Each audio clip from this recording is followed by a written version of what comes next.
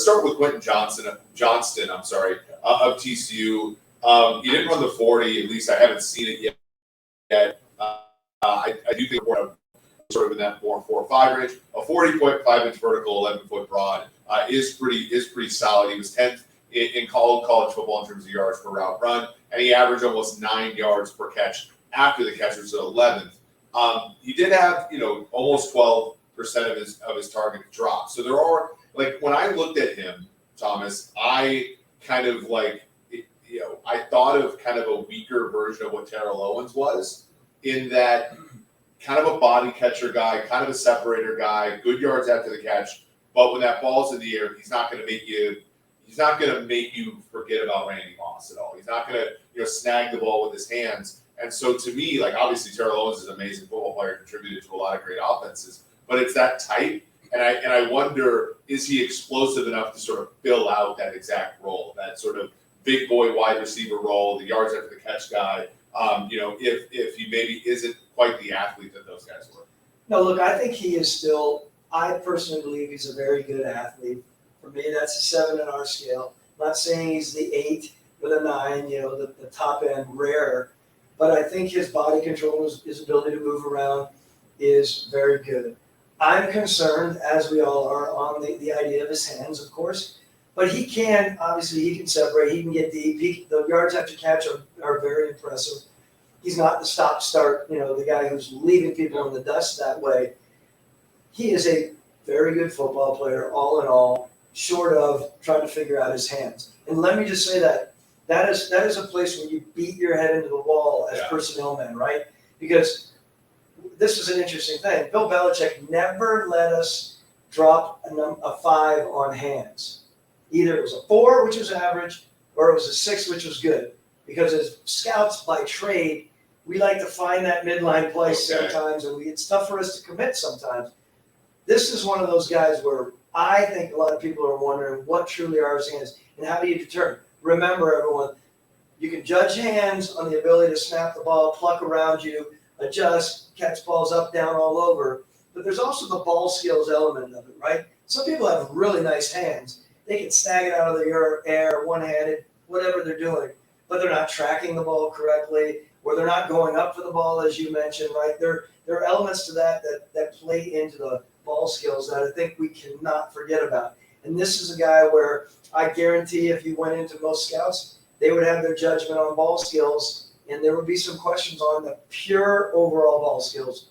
It sort of reminded me of this honors class I took in college, where they said you either get an A or a C. If you mess around and goof off, you're going to get a C. We're not going to give any of you what was called the gentleman's B. You're either getting an A or a C. And that's interesting on hands, because I feel like there are, we think about, and this player kind of cultivates in tons of different, lessons about the wide receiver position. Think about Troy Williamson, right? The Vikings trade Randy Moss to the Raiders for the 7th overall pick and a couple other things. And they go with Troy Williamson, and Williamson just simply can't catch the ball, right?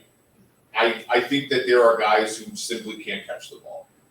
And then there are guys who have concentration issues, right? Like, you think about even Julio, who was a fantastic wide receiver, an amazing player, had his concentration issues. Amari Cooper, even further than that, has led the league or been a league leader type player in drops before. He doesn't have bad hands. It's just it's a concentration issue. So, and that could be I think where you worry about analytics so much. You look at it and say, is this something that we can scout? Because I don't think that we can tease it away with analytics. A drop is a drop in many cases, and it's kind of hard to put around it, the concentration issue. But as a scout, you can probably discern the difference between those things. Yeah, we will go out, we will watch these players during the season, in games.